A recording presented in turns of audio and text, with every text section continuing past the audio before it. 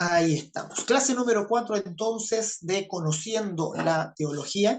Ya hemos recorrido un camino en las primeras tres clases. La primera discutimos qué es la teología básicamente, cómo nace.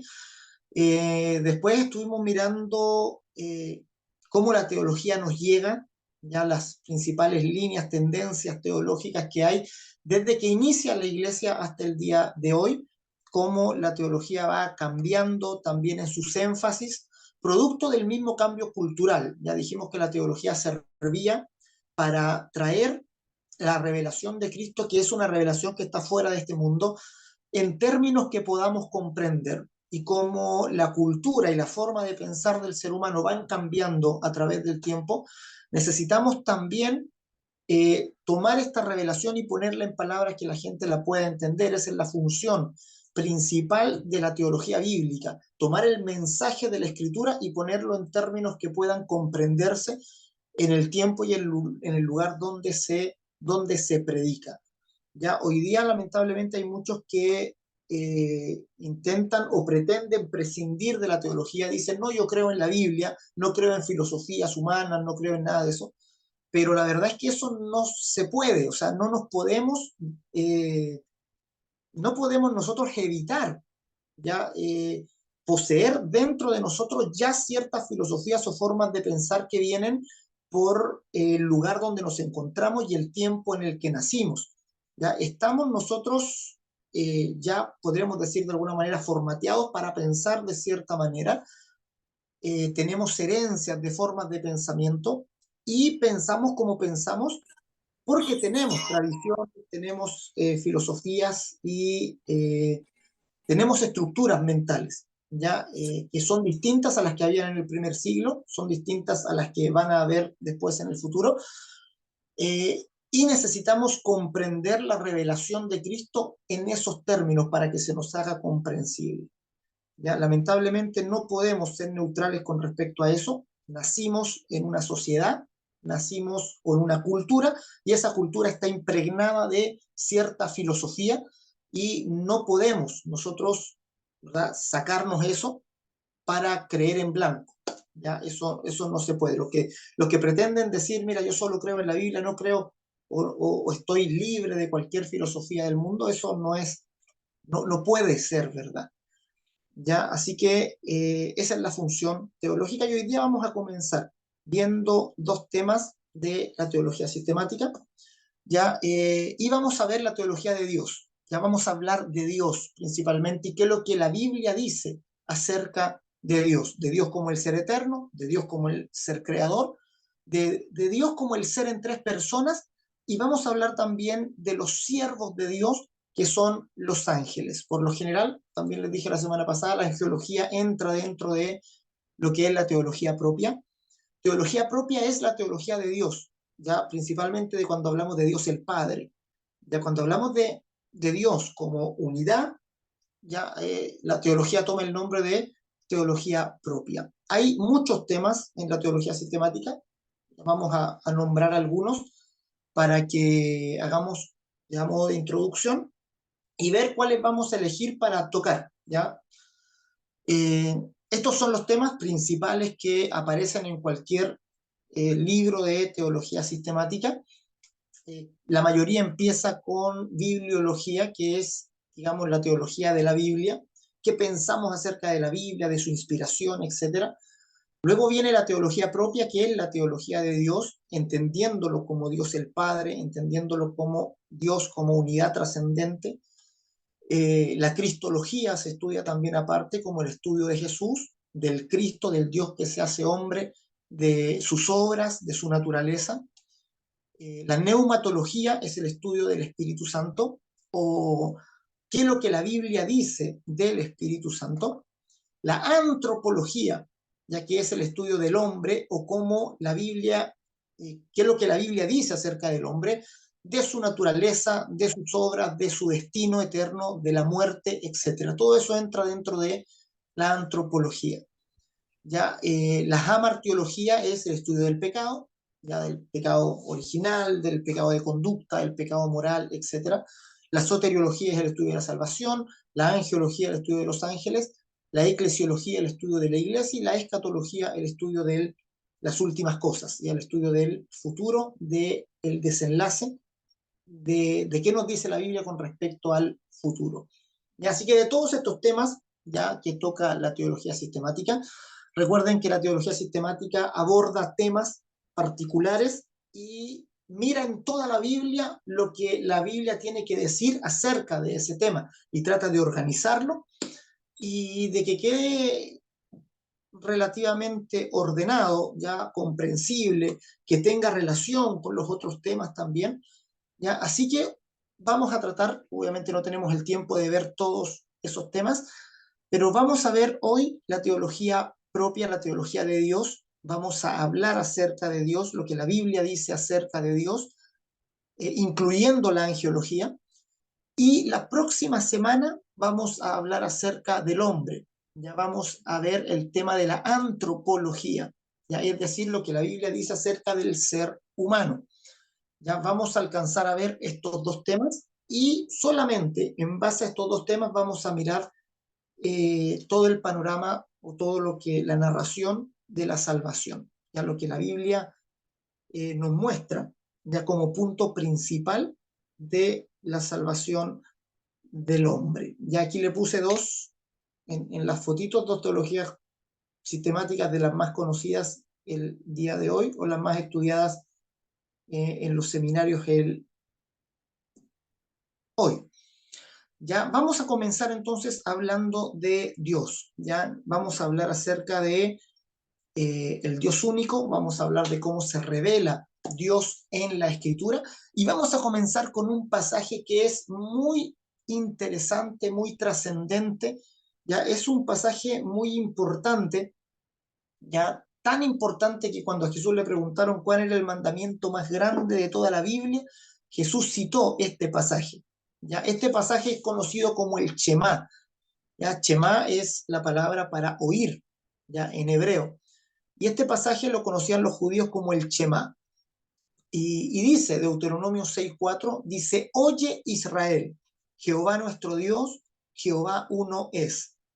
Ya, este pasaje se le llama el Shema por la primera palabra que es oye, ya este imperativo de oír, ya se lee Shema, Shema Israel.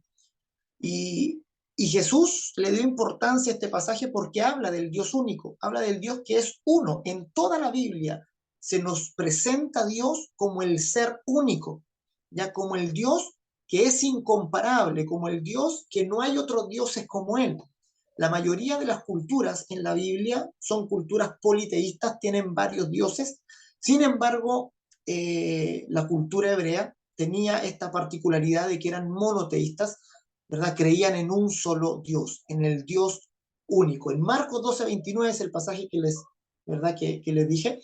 Dice, Jesús les respondió, le preguntaron cuál es el mandamiento más grande de la Biblia, y él dijo, el primer mandamiento de todos es, oye Israel, el Señor nuestro Dios, el Señor uno es.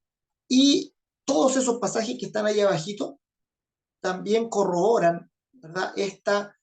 Eh, digamos, esta verdad revelada en la Escritura del Dios único. Ya continuamente se nos está revelando al Dios único. Juan 17:3, por ejemplo, que está aquí abajito, ¿ya? Es el texto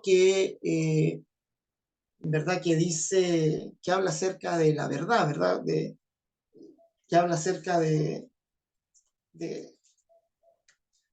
eh, del Y Dios esta es la único vida eterna, en la vida eterna, ¿verdad? Ahí está que mi te conozcan hermano a ti. para rescatarme, ¿verdad?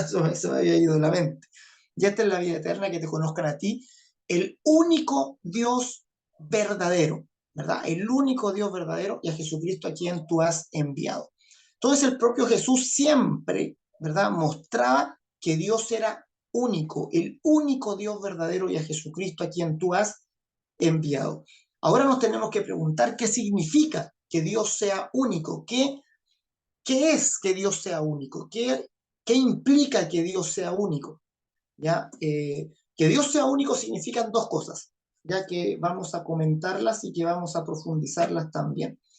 Que Dios sea único significa que Él está fuera del tiempo, ya que Él es eterno. Él es el ser eterno, el único eterno.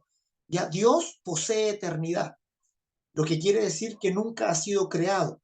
¿Ya? Y eso nos es un problema, ya nos es un problema pensarlo, ya nos es un problema, eh, nos es problemático quizás reflexionarlo, porque nosotros estamos cautivos del tiempo, nosotros no conocemos nada que no esté sometido a una línea temporal, nosotros todo lo entendemos en base al tiempo, nosotros cualquier proceso lo entendemos en base a una causa y un efecto.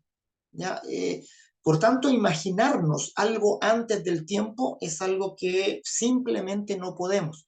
¿Ya? Pero Dios es el Dios que creó el tiempo. Él es el que está fuera del tiempo, de manera que Él es eterno. Cuando decimos que Dios es eterno, decimos Él trasciende el tiempo. ¿Ya? Él está fuera del tiempo, Él crea el tiempo y está a la vez fuera de Él. Por tanto, nos complica mucho comprender a Dios de esta manera, intentar imaginarnos la eternidad es muy problemático, por no decir que es imposible. Es un intento vano y es un intento que tampoco Dios quiere que hagamos. ¿Ya? Dios no quiere que lo conozcamos en su eternidad. Por eso Él se hace carne, para hacerse comprensible en la temporalidad. Él se encarna para que podamos conocerlo directamente, y verlo cara a cara. ¿Ya? Dios por eso toma forma de carne y se nos revela dentro de la historia. ¿Ya? ¿Por qué? Porque nosotros no podríamos conocerlo si fuera conocer directamente al Dios eterno. Podríamos entender o podríamos tener como una teoría de lo que es el Dios eterno, pero jamás conocerlo, jamás comprender ya esa eternidad. Entonces Dios es el ser eterno y es el Dios que existe por sí solo. Es decir, es el Dios que no requiere nada para existir. Eso también nos complica mucho la existencia. Ya todo lo que nosotros conocemos necesita de otra cosa. Ya cualquier cosa que nos imaginamos ya requiere de otro para su subsistencia, requiere de algún otro elemento externo para que pueda existir y para que pueda sobrevivir. Todo lo que nosotros conocemos requiere de otra cosa, ya de una fuerza, de una energía externa.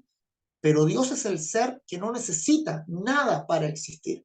¿Por qué? Él es el primero. Toda la creación procede de Él, todo viene de Él, y Él no es causado por ninguna fuerza, por ninguna energía.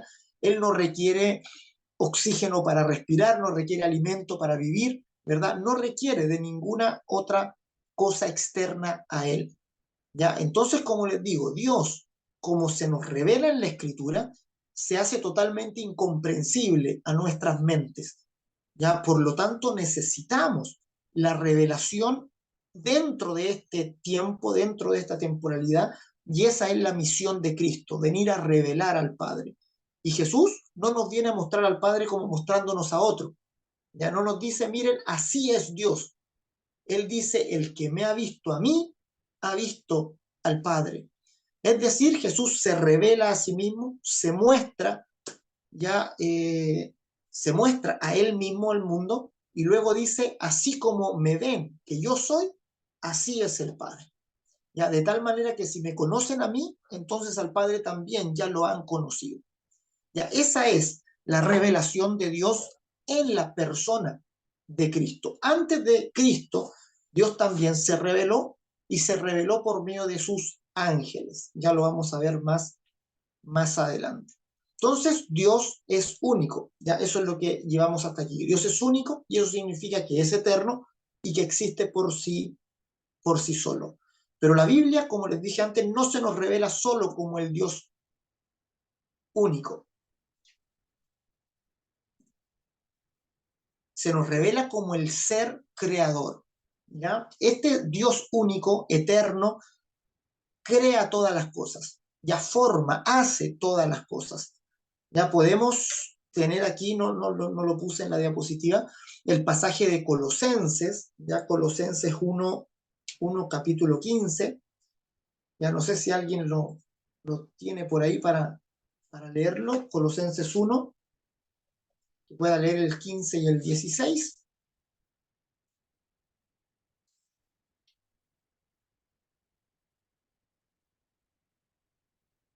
No sé si alguien lo tiene a la mano por ahí.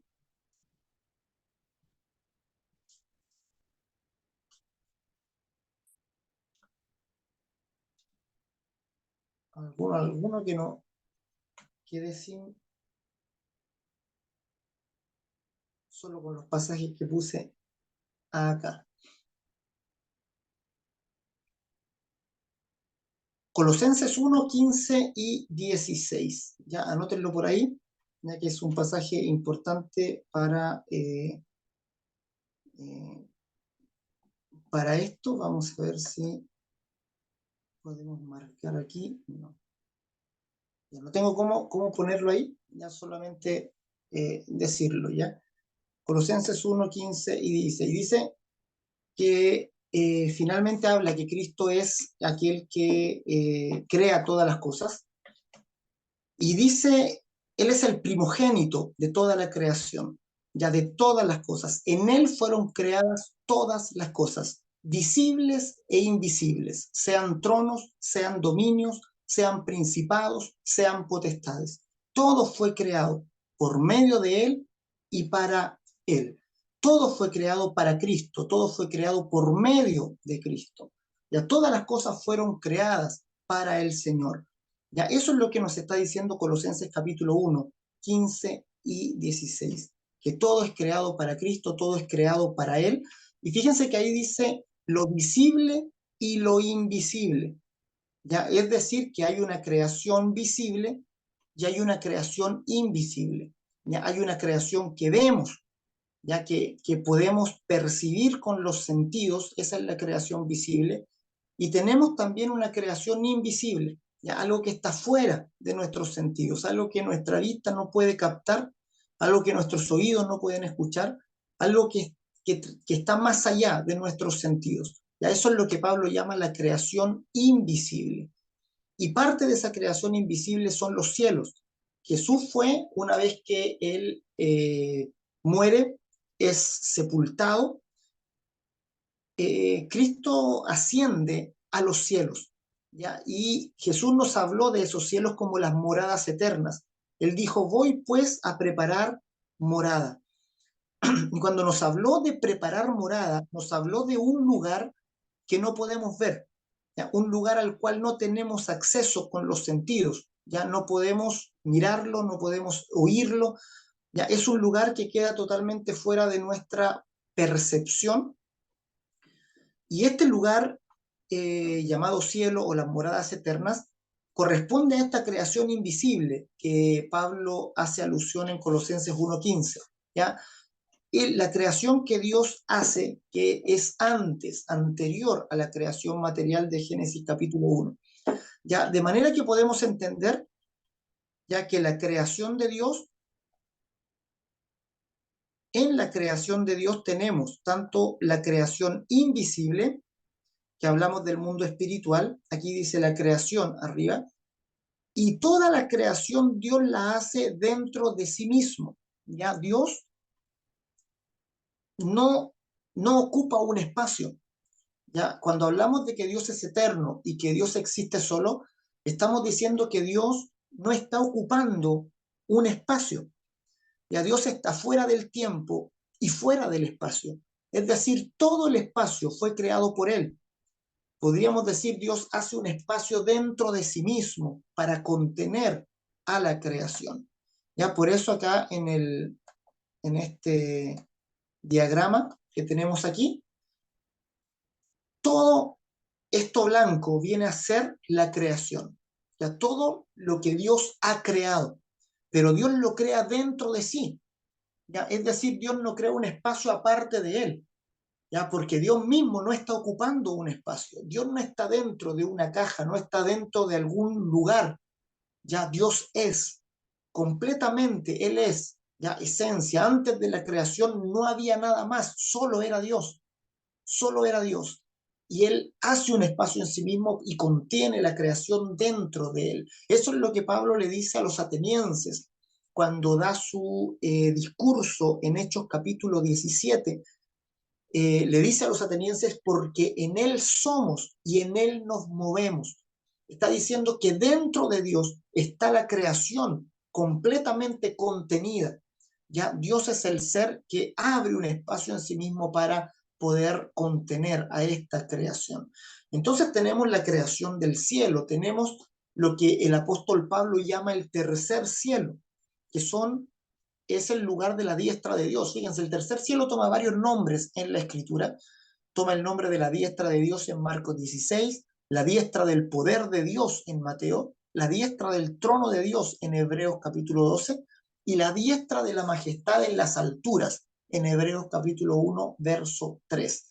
¿Ya? Toma varios nombres. Jesús también le llamó las moradas eternas en el Evangelio de Juan. Ya, de esa manera, todo el Nuevo Testamento nos da testimonio de este lugar, de la morada de Dios, de la casa de Dios.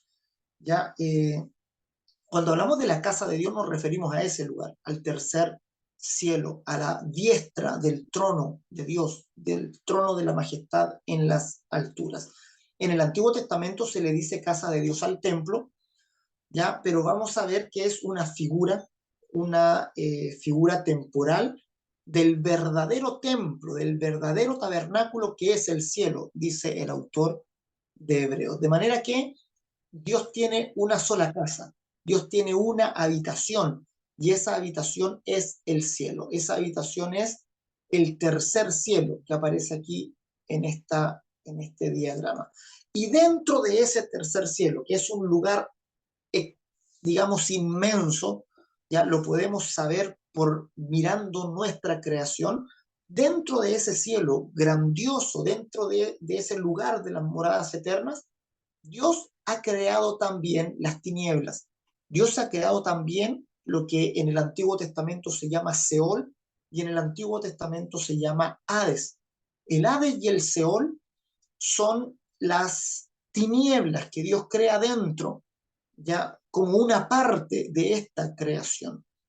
Ya las tinieblas están representadas aquí por este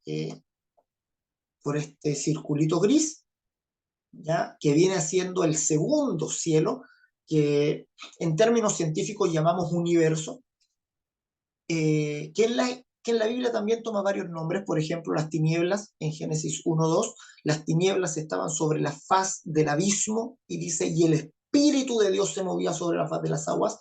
Ya ahí Espíritu de Dios es el Ruaj de Dios, se movía sobre la faz de las aguas. Entonces, las tinieblas, el Seol, el Hades o en Judas 6 las prisiones eternas, ya el universo que nosotros conocemos. Cuando miramos por un telescopio y vemos eh, galaxias lejanas, estamos viendo al segundo cielo, estamos mirando al segundo cielo, al lugar donde Dios, eh, un lugar que Dios creó, donde quitó su gloria de ese lugar, un lugar despojado de su gloria, son las tinieblas. Y en esas tinieblas comienza el proceso de creación. Todo Génesis 1, toda la creación de Génesis 1 se da dentro de estas tinieblas, se da dentro de este segundo cielo. Ya toda la creación visible está dentro del segundo cielo, lo que podemos ver. Ya lo que Pablo habla en Colosenses capítulo 1 de la creación invisible es lo que está fuera de este universo, está más allá de este universo, ya está más allá de la luz más antigua que podemos nosotros mirar, más allá se encuentra el tercer cielo, la diestra de Dios, más allá se encuentran las moradas eternas, donde Cristo está sentado a la diestra de Dios. ¿Ya? Y ese es el Dios creador, aquel que creó todas las cosas, lo visible y lo invisible, tronos, dominios, principados, potestades, todo fue creado por Él, para Él y por medio de Él. Y Él es antes de todas las cosas. Eso es lo que nos dice Pablo en Colosenses. Él es antes de todas las cosas.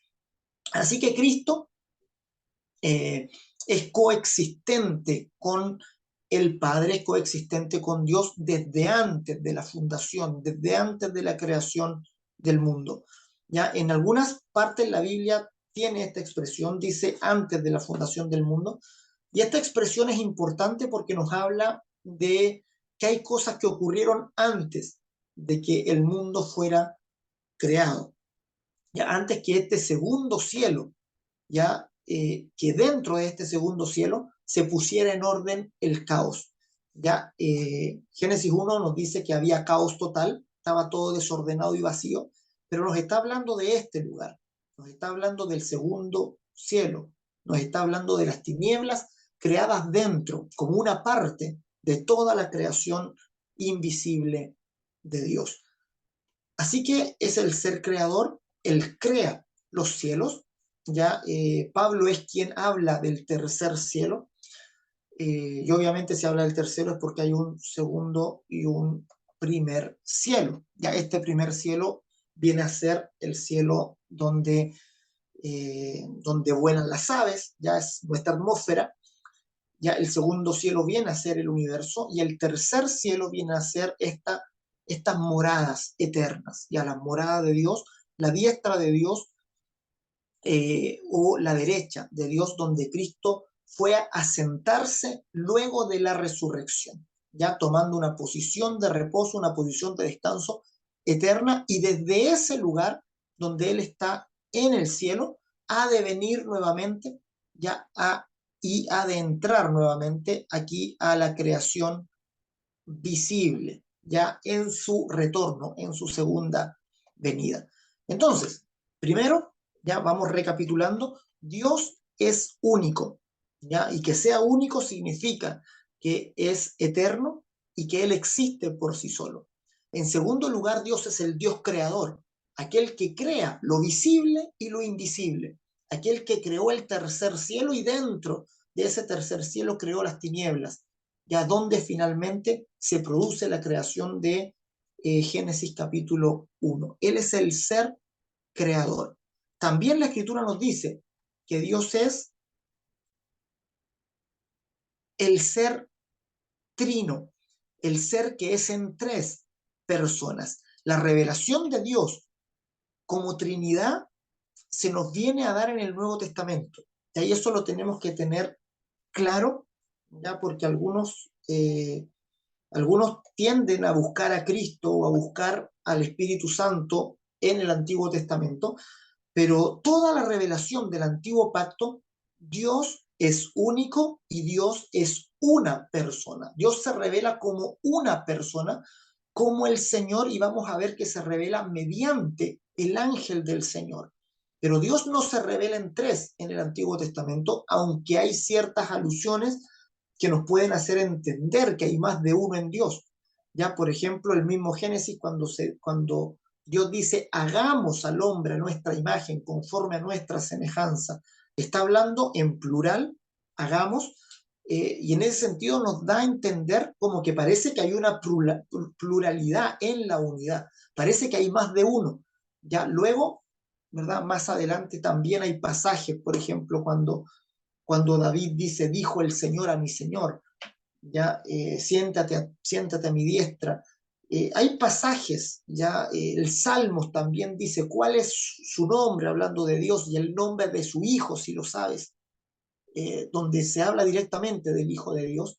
Entonces, hay rasgos, luces que pueden dar indicios, pero la revelación general del Antiguo Testamento es que Dios es uno, ¿ya? Y lo vemos en el Shema, en el verso con el que comenzamos el estudio del día de hoy. El Shema dice, oye Israel, el Señor nuestro Dios, el Señor uno es. ¿Ya? Y pongan atención a esto, que es muy importante. Dice uno es. Cuando se refiere a Dios, dice uno es. Pero cuando Jesús viene a revelar a Dios, Él lo revela diciendo, yo y el Padre uno somos. Entonces, fíjense en este contraste maravilloso que hay entre la revelación del Antiguo y en la revelación del Nuevo Pacto. La revelación del Antiguo Pacto dice, el Señor uno es. ¿Ya? Fíjense, uno es. Y la revelación del Nuevo Testamento dice, yo y el Padre uno somos. Entonces, se cambia del uno es al uno somos. Cuando decimos uno es, estamos hablando de uno con una persona. Cuando decimos uno somos, estamos hablando de uno en una pluralidad. Uno en más de una persona. Y el Nuevo Testamento nos revela a Dios precisamente en tres personas. Nos revela a Dios como el Padre, como el Hijo y como el Espíritu Santo. Como el Padre, como el Verbo y como el Espíritu. ¿Ya? Y se nos muestra el Espíritu como una persona. ¿Ya? Eso es lo nuevo. ¿Ya? En el Antiguo Testamento aparece la expresión el Espíritu de Dios en muchas ocasiones, pero no se tiene que entender en el Antiguo Testamento como una persona. Nunca se muestra el Espíritu de Dios como que fuera una persona, como teniendo voluntad propia o decidiendo de sí mismo. Las expresiones que aparecen en el Antiguo Testamento cuando dice el Espíritu de Dios se refiere a su presencia, se refiere a su poder, se refiere a su manifestación, pero nunca se revela el Espíritu Santo como una persona.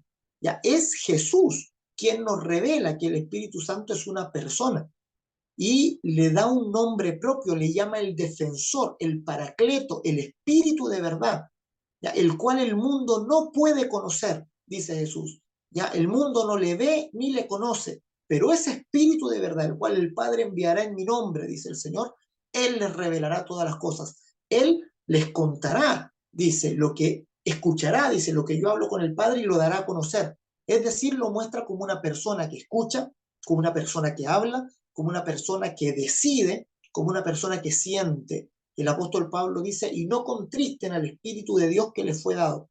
Es decir, no lo hagan sentir mal, no lo incomoden.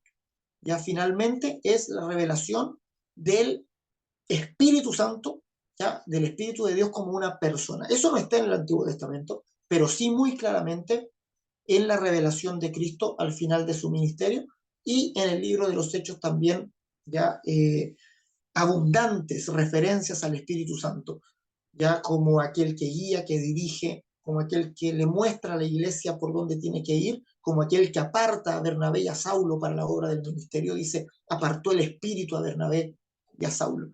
Entonces, eh, tenemos este cambio, del uno es al uno somos, y en el Nuevo Testamento se nos revela, ¿verdad? Dios como Padre, como Hijo y como Espíritu Santo, ¿ya? Yo y el Padre uno somos. Eso lo dice Jesús en varias oportunidades. Ya tenemos otros versos también que dicen mucho, ya por ejemplo Hebreos 1:8, donde le aplica un pasaje del Antiguo Testamento que dice literalmente Dios, se lo aplica al Hijo. Ya dice, pero con respecto al Hijo dice, tu trono, oh Dios, por el siglo del siglo. Entonces, el autor de Hebreos toma un pasaje ya que tiene la expresión Dios, está aplicado a Dios, y se lo aplica sin, ¿verdad? Sin ninguna dificultad al Hijo de Dios, diciendo que el Hijo de Dios es plenamente Dios. Lo mismo dijo el apóstol Pablo, dijo, en él, hablando de Jesús, habita corporalmente toda la plenitud de la deidad, es decir, en él habita todo Dios. No hay nada de Dios que esté fuera de él. Está diciendo, todo Dios habita en Cristo. La plenitud de Dios habita en Cristo, corporalmente. ¿Ya? Es decir, que cuando conocemos a Cristo, conocemos a Dios en su totalidad, en su plenitud. No es que conozcamos una parte de Dios y otra parte nos quede sin ver. No es que si conocemos a Cristo, conocemos a, al Dios que es amor, pero el otro Dios que es fuego consumidor no lo conocemos. Ya no, cuando conocemos a Cristo conocemos totalmente y plenamente quién es Dios, absolutamente. Eso es lo que nos quiere decir el apóstol Pablo. Así que la deidad de Cristo está, aunque fue discutida ya históricamente, y aún es discutida, aún hay grupos que ponen en duda ya la divinidad de Cristo.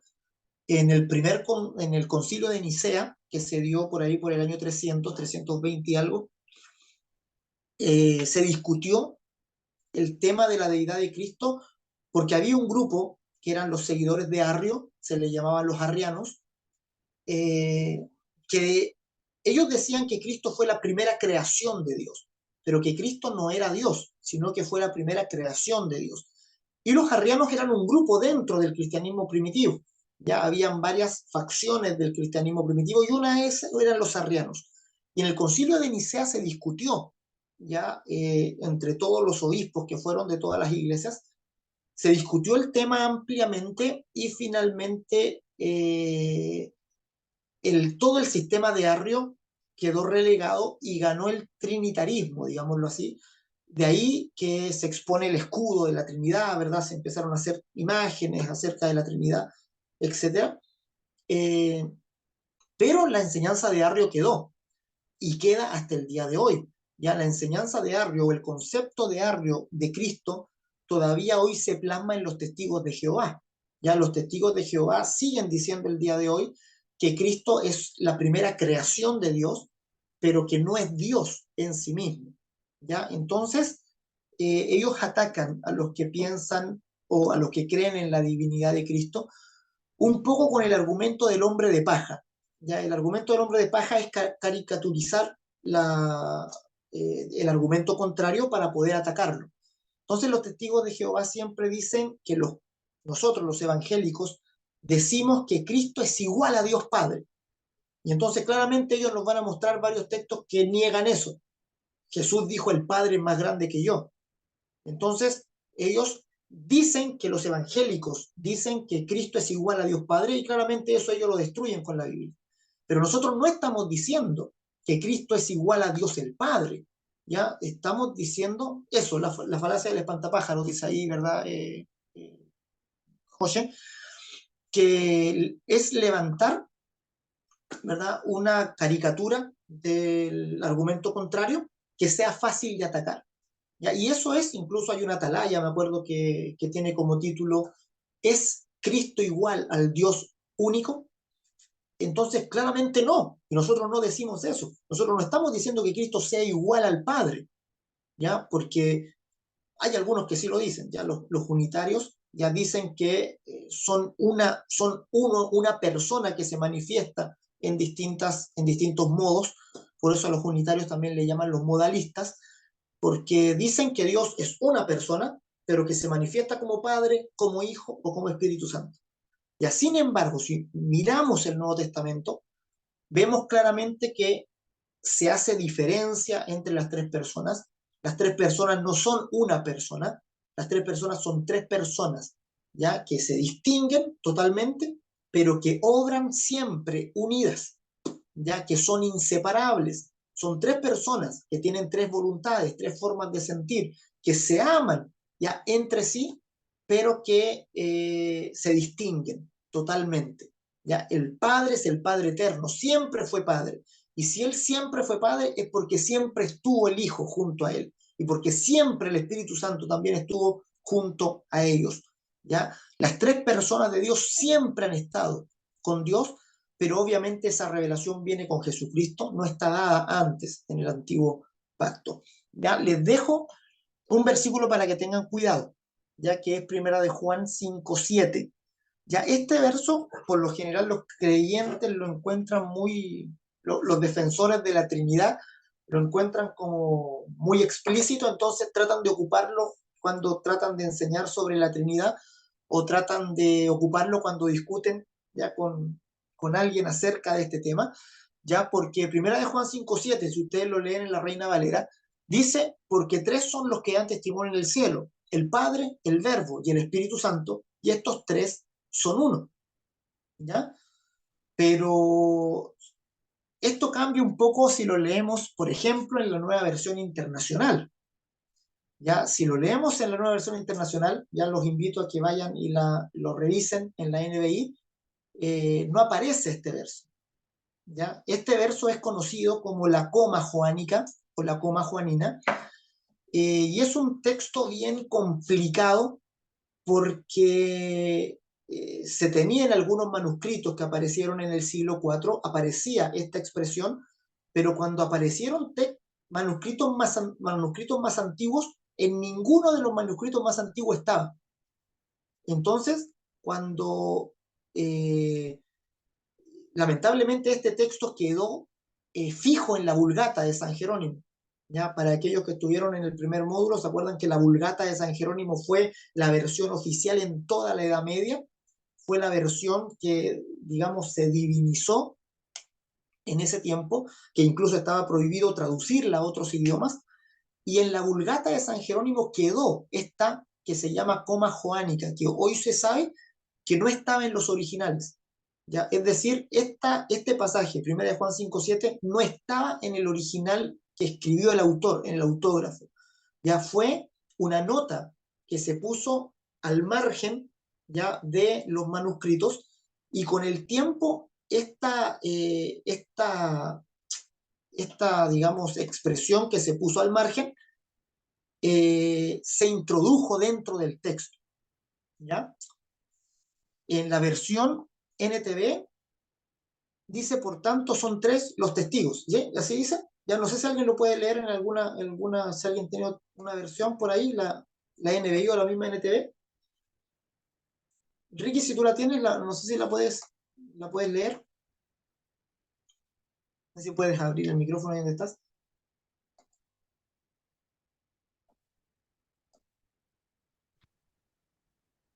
Sí, Ya, a ver, ¿me ¿cuál escuchas? qué versión tienes, Ricardo? La NTV. Ya, a ver, lee 1 de Juan 5, 7 y 8, porfa. Mira, la 7 dice, por lo tanto, son tres los testigos. Y la 8 dice, el espíritu, el agua y la sangre. Y los tres están de acuerdo. Claro. Entonces, toda esta parte, ¿verdad? La segunda parte, ya, donde dice, son los que dan testimonio en el cielo, el Padre, el Verbo y el Espíritu Santo, y estos tres son uno, esa es la coma joánica. Ya se le llama la coma joánica porque viene después de una coma. Todo eso hoy se sabe que fue un agregado, algo que se agregó como una nota y que con el tiempo se metió dentro del texto y quedó en la Vulgata. Y al quedar fijo en la Vulgata, después cuando Erasmo de Rotterdam hace el texto recibido, ya recuerden ustedes que Erasmo de Rotterdam fue el que toma los manuscritos y hace una versión en griego completa de la Biblia. Él lo dejó fuera primero, pero fue muy presionado para incluir la coma joánica, ¿ya? Y incluso discutió con la Iglesia Católica Erasmo de Rotterdam, diciendo que él no quería incluirla porque no estaba en los originales, ¿ya? Pero la Iglesia Católica hizo tanta presión que en la tercera o cuarta versión del texto recibido, Erasmo de Rotterdam la incluyó, ¿ya? Y como Erasmo de Rotterdam incluyó esta coma joánica, entonces se reflejó en todas las Reina Valera, ¿ya? Porque las Reina Valera son traducciones del texto recibido. Entonces, cualquier Reina Valera hoy día va a contener la coma joánica, 1 de Juan 5:7, pero ustedes, ¿verdad? Que ya son conocedores de la Biblia, ya sépanlo, ya este es un texto que no estaba en el original, que hoy se sabe que no estaba. Todavía hay algunos creyentes que son defensores de la coma joánica, ya, pero ya la evidencia ya es mucha. Ya los primeros no tenían, ya hoy se sabe que es este era un agregado, ya que lamentablemente se incluye y como quedó en la Vulgata, quedó para muchas Biblias actuales el día de hoy. Ya, pero Biblias más modernas como la NBI o las otras que están saliendo ya no traen no incluyen la coma joánica. Ya, mis amados, es solo para que tengan ojo con este versículo. Ya, con los demás no hay problema. Ya con todos los demás versos no hay drama. Ya ahí y la Trinidad no depende de este versículo. ¿Ya? O sea, hay algunos yo he visto que atacan la Trinidad atacando este versículo. Los que están en contra de la Trinidad dicen, no, es que ellos creen porque hay un versículo, ¿verdad?, que no estaba en el original y atacan 1 de Juan 5:7. Pero la Trinidad no descansa en 1 de Juan 5:7. ¿Ya? La Trinidad está reflejada en prácticamente todo el Nuevo Testamento. Ya muchas, ¿verdad?, evidencias de que se considera al Padre, al Hijo y al Espíritu Santo como divinos, como una divinidad. Ya el mismo saludo de Pablo, ya que la gracia del Señor Jesucristo, ¿verdad?, el amor de Dios y la comunión del Espíritu Santo esté con ustedes. Ya la, la fórmula bautismal de Cristo, ¿verdad? Bautícenos en el nombre del Padre y del Hijo y del Espíritu Santo. Ya todo el Nuevo Testamento está hablando de Dios en tres personas. ¿Ya? Así que no se preocupen de 1 de Juan 5:7. Dios en tres, ya la unidad de Dios. Cuando Jesús dice que Él y el Padre son uno, quiere decir que son inseparables, que no hacen nada sin el otro. ¿Ya? Básicamente, que los tres sean uno quiere decir que ninguno actúa con independencia al otro, que siempre están relacionados, que siempre actúan en unidad. ¿Ya? Podemos quizá el ejemplo más cercano o digamos lo que más se acerca al concepto de Trinidad es la unidad de Cristo con la iglesia. ¿Ya? La Biblia dice que Cristo con la iglesia son uno, pero claramente no son lo mismo. Ya Cristo y la iglesia se distinguen. Uno es Cristo, el otro es la iglesia. Pero dice que son uno. Es decir, que la iglesia no sobrevive sin Cristo, ¿verdad? Y Cristo le da sentido a la iglesia. Por tanto, la iglesia es su cuerpo, la plenitud de aquel que todo lo llena en todo. Por tanto, Cristo y la iglesia son una unidad, pero claramente se distinguen. ¿Ya? Yo soy uno con Cristo, pero nos distinguimos. ¿Ya? De la misma manera, Padre, Hijo y Espíritu Santo se distinguen, pero son uno, actúan uno, nunca actúan por separado. Es la unidad indivisible, no puede separarse, no pueden tener al Padre solo, al Hijo o al Espíritu Santo por separado, siempre actúan los tres como una unidad indivisible. Entonces, con el tiempo se fueron creando maneras visuales o formas de poder explicar esto o de poder darle sentido. Y una de esas formas que apareció es el escudo trinitario, que aparece por ahí por el 1200 aproximadamente, que es este escudo de acá, que a este se le conoce como el escudo de la Trinidad, donde dice que Dios es Padre, es Hijo y es Espíritu Santo, pero que el Padre no es el Espíritu Santo, el Padre no es el Hijo, y a la vez el Hijo no es el Padre y no es el Espíritu Santo. Ya, esta es una de las formas más simples de mostrar el escudo de la Trinidad. Y otra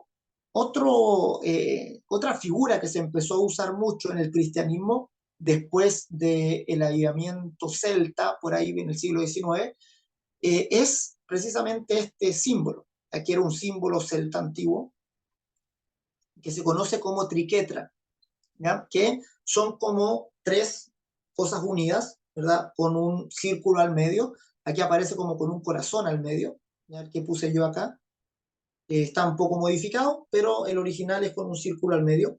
Y se empezó a usar para expresar lo que los padres de la iglesia llamaban pericoresis, que pericoresis era una danza, ya es como una entrega mutua entre tres personas. Ya pericoresis quiere decir una mutua entrega. Y los padres de la iglesia ya captaron que existía una relación en Dios, una relación de tres personas que se aman, ¿ya? Y que se entregan la una a la otra con todo.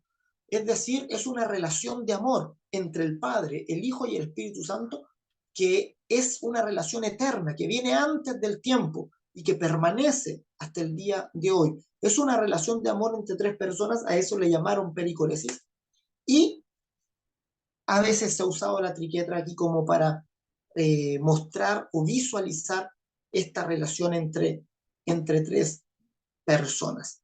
¿Ya? Es lo que llamamos Trinidad, ¿ya? La revelación de Dios como el Padre, el Hijo y el Espíritu Santo. Vamos a hablar un poco acerca de los ángeles. Los ángeles son creación de Dios. Los ángeles son creados, ¿ya? Y ahí la gran diferencia de los ángeles con Cristo, ¿ya?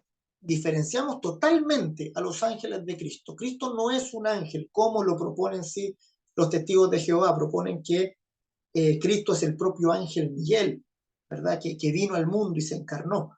Ya, sin embargo, la Biblia, y principalmente Hebreos en el primer capítulo, nos está diciendo muy claramente que Cristo no es un ángel, que Cristo es superior completamente a los ángeles. ¿A cuál de los ángeles dijo Dios jamás, mi hijo eres tú, yo te he engendrado hoy? ¿Verdad? Claramente está la diferencia. Cristo es preexistente, viene de esta relación trinitaria que Dios ha tenido por la eternidad. Los ángeles son criaturas de Dios, son seres creados en el tercer cielo. Ya por Dios, una vez, ¿verdad? De una tirada se crearon todos los ángeles. Y los ángeles, según las mismas palabras de Jesús, no procrean, ¿ya? No tienen hijos, no se casan ni se dan en casamiento, son las palabras de Jesús, hablándonos que cuando nosotros estemos en el cielo vamos a ser semejantes a los ángeles, en el sentido de que ya no vamos a poseer la sexualidad que poseemos ahora. ¿Ya? Por tanto, no nos vamos a unir en matrimonio y no vamos a procrear hijos.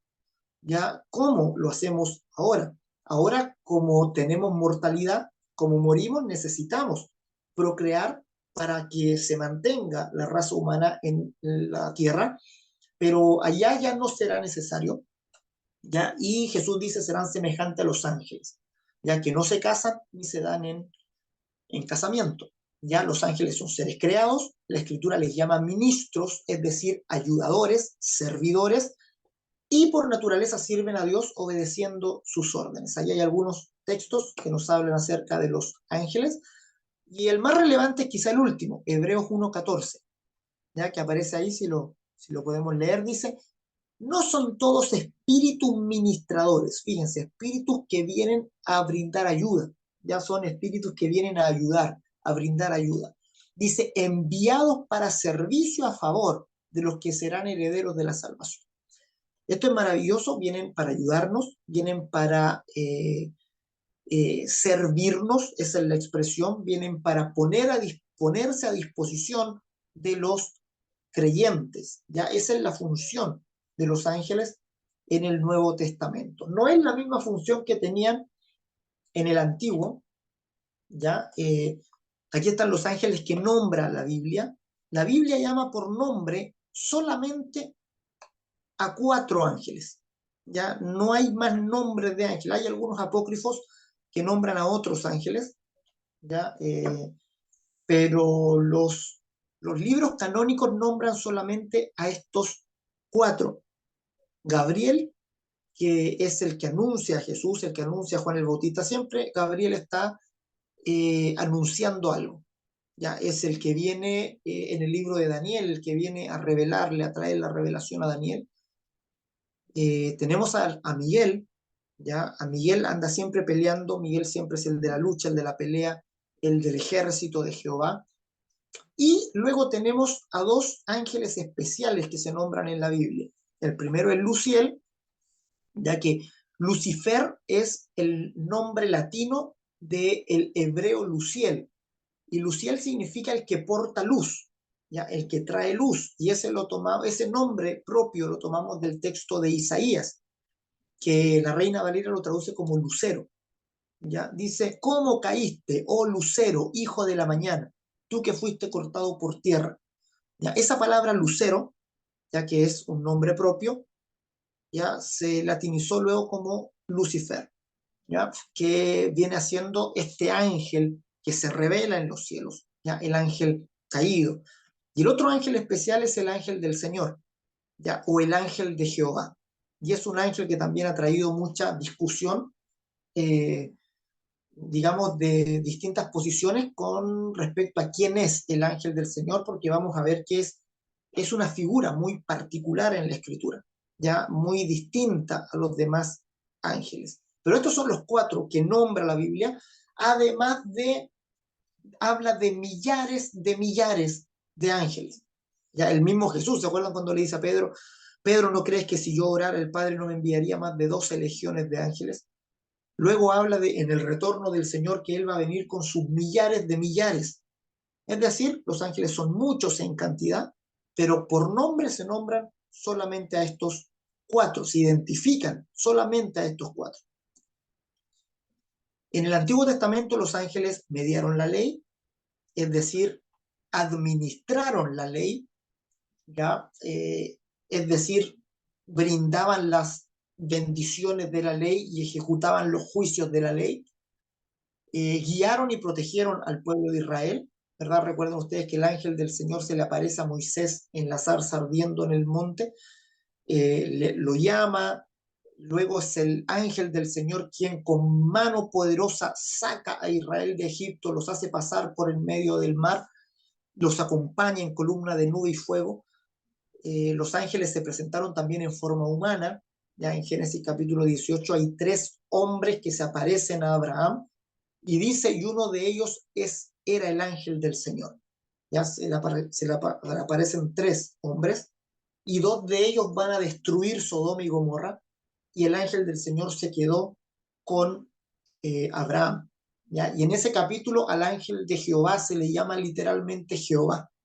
¿Ya? En muchos pasajes del Antiguo Testamento, principalmente en el libro de Jueces, se le llama al ángel de Jehová Jehová. ¿Ya? ¿Por qué? Porque vamos a ver que este ángel tenía la autoridad del nombre de Dios. ¿ya? Dios le asignó su propio nombre para que lo representara. Es el representante de Dios en todo el periodo del antiguo pacto.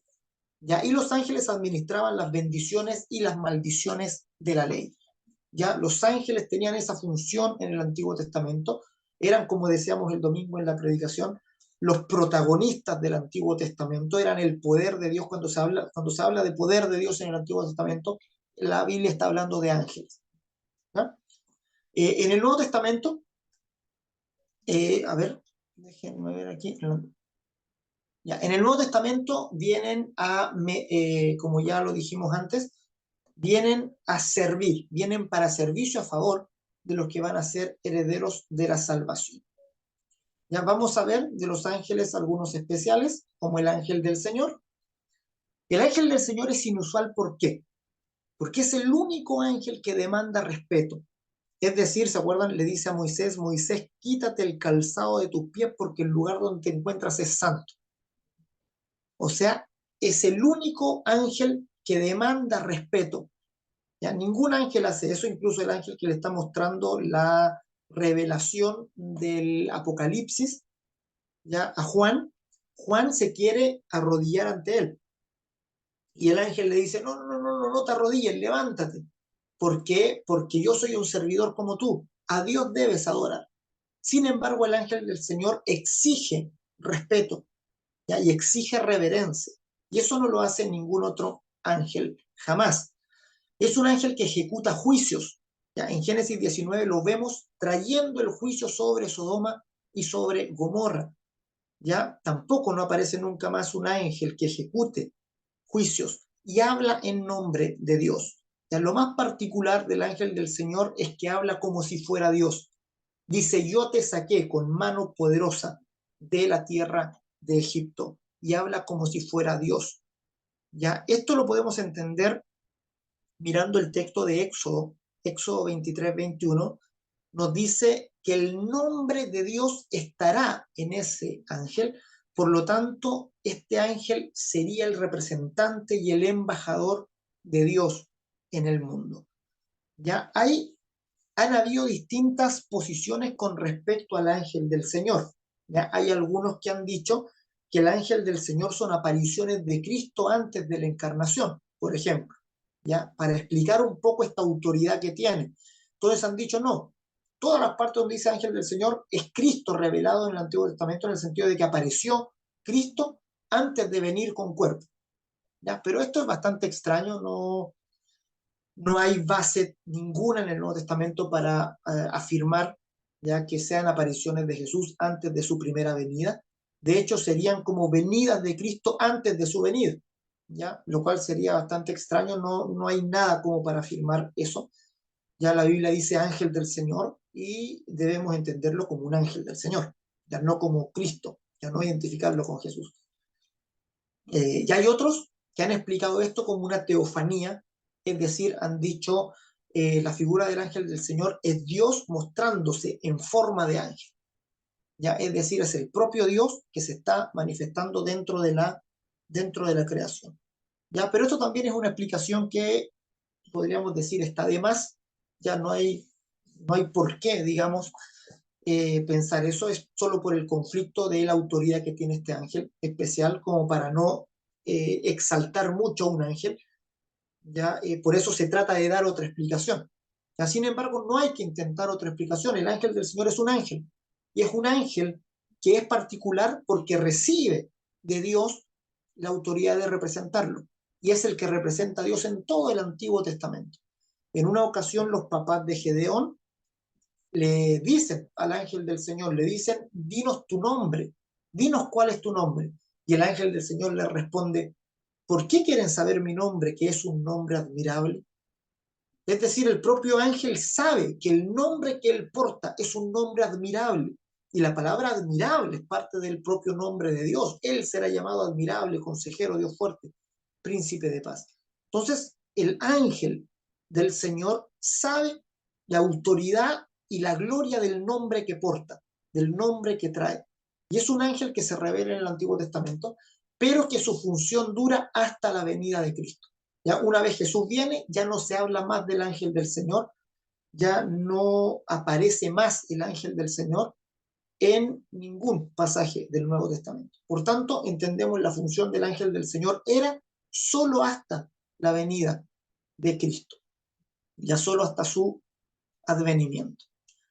Por último, tenemos también a los ángeles caídos, ya es decir, a estos ángeles que se rebelan en contra de Dios en el cielo. Ya esta pintura que puse aquí es un óleo de 1860, ¿ya? De Alexandre Canabel, ya se llama El Ángel Caído, y es una pintura muy famosa, principalmente por la mirada que logró capturar, así como que es una mirada entre odio, decepción, ira. ¿Ya? Él quiso reflejar como la tristeza y la ira de este ser que se revela en los cielos contra Dios. Es el primer rebelde, el primero que se revela. ¿Ya? Y por el testimonio que tenemos en la Biblia, principalmente en Isaías 14 y Ezequiel 28, son los dos pasajes para hablar de la caída del diablo, que ninguno de los dos pasajes lo dice directamente, ¿ya? Pero cuando uno lee se subentiende que está hablando no de una persona. Por ejemplo, en Ezequiel se le habla al rey de Tiro, pero se le dice al rey de Tiro, mira, en Edén tú te paseabas, en las piedras de fuego del altar de Dios te movías. Claramente no le está hablando al rey de Tiro, al rey físico, sino que le está hablando a la entidad espiritual que está detrás del rey de Tiro, que es el propio Lucifer, que es el propio Satanás. ¿Ya? A él se le está diciendo eh, que cayó debido a esta hermosura que él tenía. ¿Ya? Y se nos da testimonio de la caída de estos ángeles. Judas 1:6, por ejemplo, se dice, y a los ángeles que no guardaron su dignidad, sino que abandonaron su propia morada, los ha guardado bajo oscuridad, en prisiones eternas, para el juicio del gran día. Es decir, los guardó en oscuridad. Y si entendemos lo que hablamos antes de la creación, entendemos que Dios los guardó en las tinieblas. ¿Ya? Es decir, Dios los guardó aquí, en este circulito gris que dibujamos acá, en el segundo cielo. ¿Ya? Los guardó en este lugar de las prisiones eternas, en el Seol, en el Hades. ¿Ya? El Hades y el Seol se pueden traducir como el lugar de los muertos, pero entendemos que el Hades está en el mismo lugar en que la iglesia está. Por eso Jesús le dice a Pedro, mira, le dice, sobre esta roca edificaré mi iglesia y las puertas del Hades no prevalecerán contra ella. Es decir, la iglesia se desenvuelve, se desarrolla en el lugar del Hades, en el lugar donde está el Hades. El Hades es el universo completo, ¿ya? El Hades es todo el universo. Nosotros miramos, estamos dentro del Hades, estamos sumergidos dentro del Seol, ¿ya? Y ahí, en este universo, es donde fue guardado. ¿Ya? Sí, Hades es una palabra sacada precisamente de la mitología griega. Ya es el nombre del dios del inframundo. ¿Ya?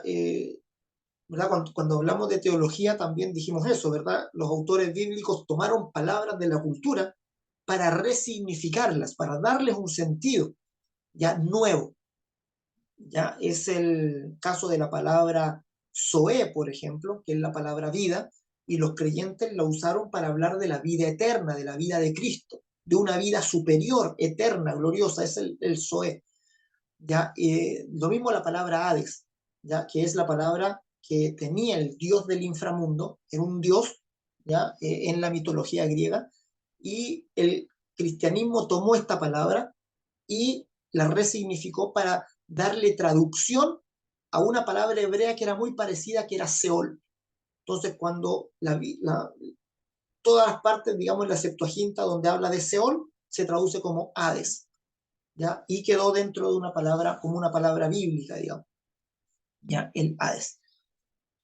Eh, Hades y Seol vienen siendo entonces lo mismo, ya que viene siendo este universo, ya donde se hace la creación visible.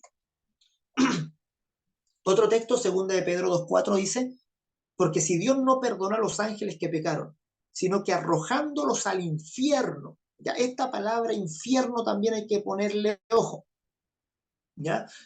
Porque esta palabra infierno es la traducción del griego tártaro. Ya, tártaro aparece una vez en toda la Biblia y es en este pasaje. Ya, y tártaro debería traducirse mejor como un foso sin fondo, ya como un abismo, ya grande. Eh, por eso no es bueno que esté traducido como infierno porque se confunde con Gena, ¿ya? Y Gena es la palabra griega para infierno, cuando se habla de el infierno de fuego, de la segunda muerte, ya de ese fuego que arde con azufre, es la palabra Gena. Y Gena también es una palabra que se usaba en el contexto del tiempo de Jesús y era el nombre de un vertedero, o sea, un vertedero donde constantemente había fuego encendido producto de los gases. Entonces, parecía como que era un fuego que no se apagaba jamás. Entonces, los autores bíblicos tomaron esa palabra y le llamaron al infierno Gena. Sin embargo, aquí la palabra no es Gena, la palabra es tártaro. ¿Ya? Dios arrojó a los ángeles que pecaron al tártaro. Ya todavía no hay nadie en el infierno. ¿Ya? Todavía no hay nadie en ese fuego eterno que arde con azufre.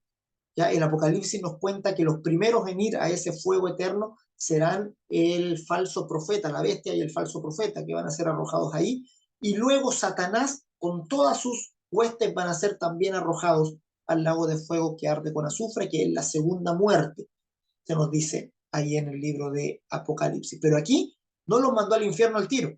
Es decir, cuando se revelan en el cielo, Dios no manda el fuego eterno a los ángeles, sino que los encierra para el juicio. Por eso aquí dice, según de Pedro, reservados al juicio. ¿Ya? Los guarda para que sea el propio Hijo de Dios quien en su venida daría el juicio a estos ángeles y los juzgaría. ¿Ya? Y ese juicio finalmente se cumple en la cruz. ¿Ya? Entonces acá tenemos ya la figura un poco más completa, digamos. Tenemos este tercer cielo formado. Aquí esta elipse blanca viene siendo toda la creación, ¿ya? El tercer cielo.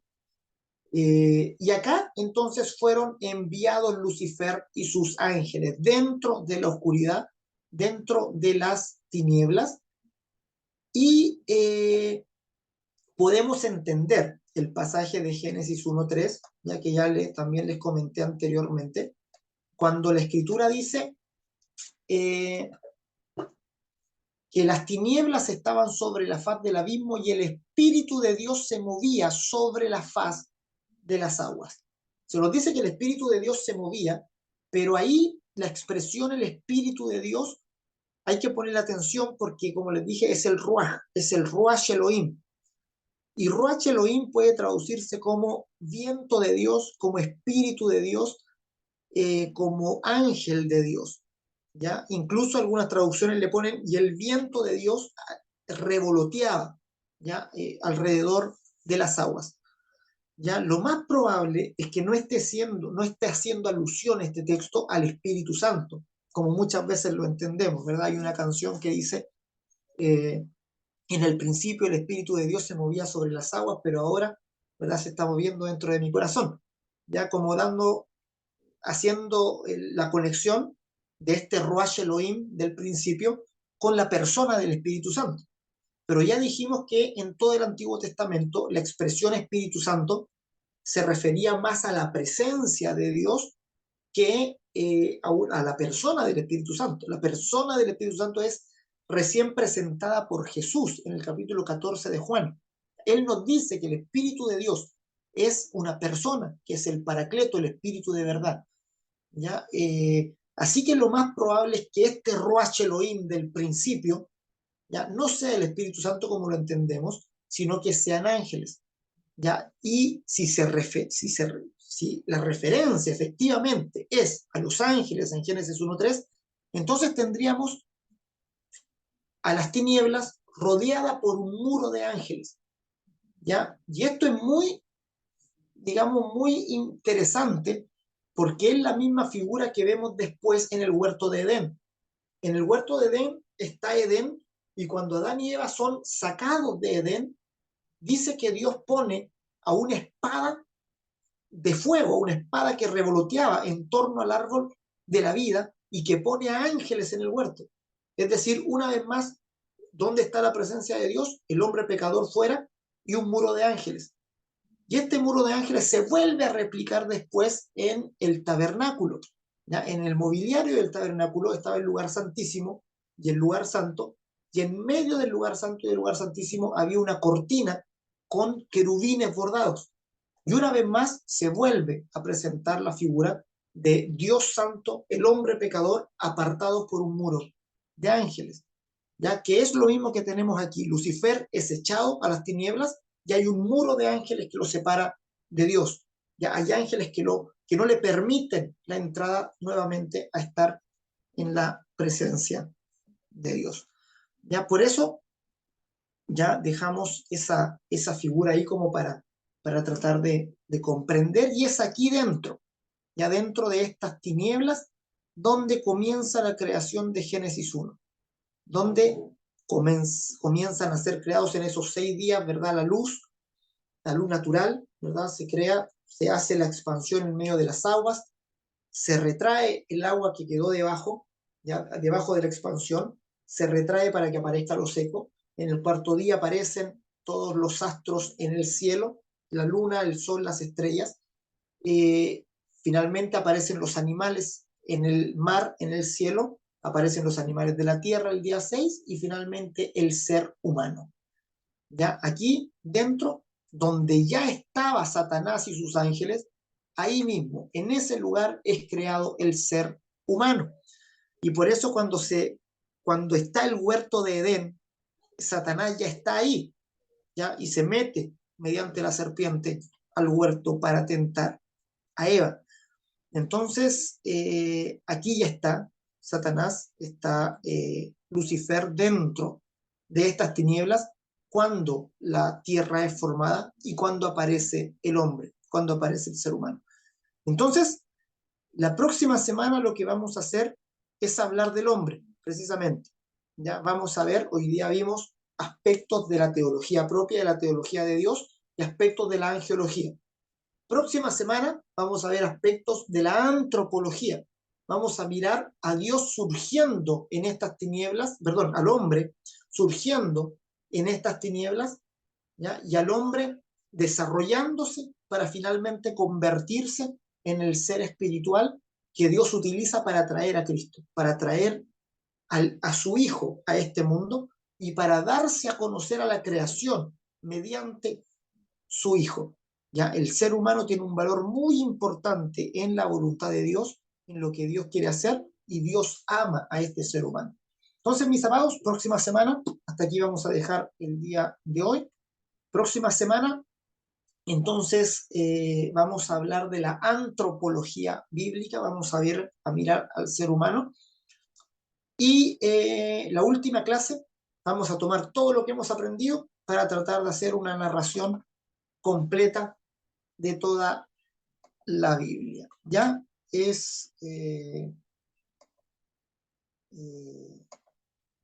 ¿cómo se llama? Es grande la empresa que nos propusimos, pero lo podemos llevar a cabo si el Señor así lo quiere. ¿Ya? Así que muchas gracias por su atención, mis amados, gracias por compartir también estas clases. Voy a dejar la grabación aquí.